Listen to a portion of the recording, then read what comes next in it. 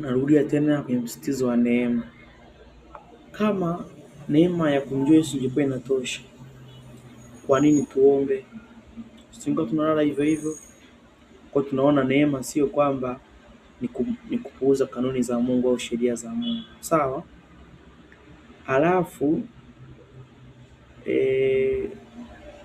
hakuna uongozi wowote au utawala wowote ambao hauna sheria, taratibu, kanuni. Na Mungu anazo kanuni zake, taratibu zake, sheria zake na namna ambavyo anataka wanadamu tuishi hapa duniani.